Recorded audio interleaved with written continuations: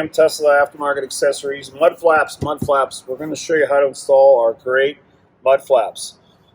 These are white ones. These are prototypes. These are for white Model 3s. I think it's a really good color match. We hopefully will be adding these to the line soon. Anyway, you got 2 rights and 2 lefts. These are obviously for the passenger side of the car. The small one's the front, the rear one's the back. Let's get started. You'll notice that we include in your box push button grommets and screws. So we're going to use a combination of these to install them. You just need a flathead screwdriver so you can take and remove the existing buttons. But let's take a look at what we're going to do and how we're going to put it on.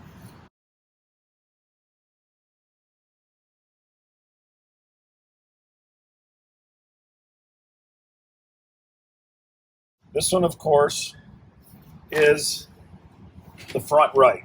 And you'll notice that you have 2 buttons already on your car, or push button screws. So we're going to be taking these off and attaching it just like this. So let's show you how we start. The front wheels, you're going to use 2 push button grommets and 1 screw. We recommend you start with the self-tapping screw. We're going to put it right through here, and then we're going to tap into the plastic. So after you remove the 2 bottom pieces, you'll notice that all of this plastic can be flexed and moved out of the way very easily. So we want to tap the screw through here to secure this one. So we're going to put it on in the exact location it's going to fit in, and then we're going to keep the piece of plastic secured out here so it'll grab. So let's make this super simple and easy by showing you that once this is in place, this self-tapping screw has to go through the plastic. So you're going to put it right there, and it taps itself right in. So line up the other holes, put the self-tapping screw right up to the plastic, switch to this, and apply pressure.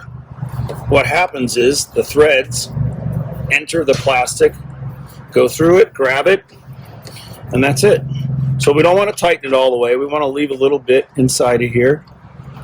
And then we're going to put the plastic back inside the fender well. So just push down like this. And now the thread is still on, and the plastic fender liner is back inside.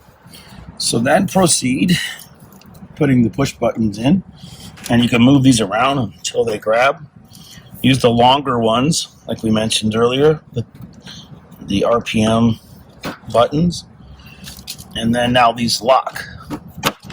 So now you are secured on the bottom, and now we're going to tighten up the self-tapping screw. And you'll notice the fender, make sure the plastic is back inside, and slowly turn it until it pulls the plastic up against the ABS, and don't over tighten, and that's it. Take a look at it from both sides. Fits great. And the white is a really good match for the white color. And of course, we're only shipping black at this time. But it's on there good and strong. We got secured in 3 locations. Now let's go tackle the rear.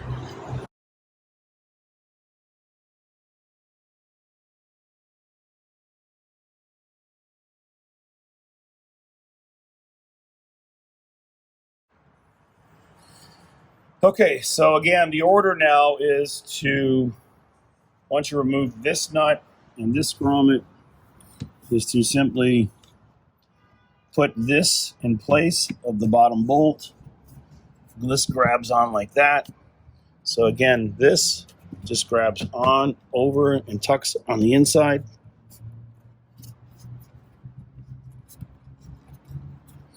And then we line up the grommet hole.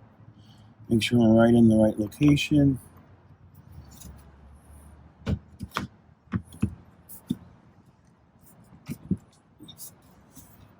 push the grommet back in.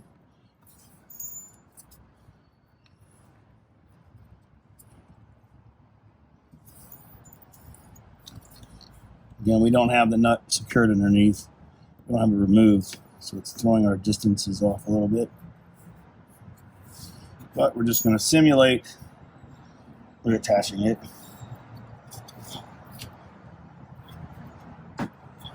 So the grommet is in, and this is attached, and then just thread your nut back on the bottom, which isn't really there, and put that screw back in, and you're all attached. Okay? So everything will be flush and perfect if you can remove the nut underneath. That's it then.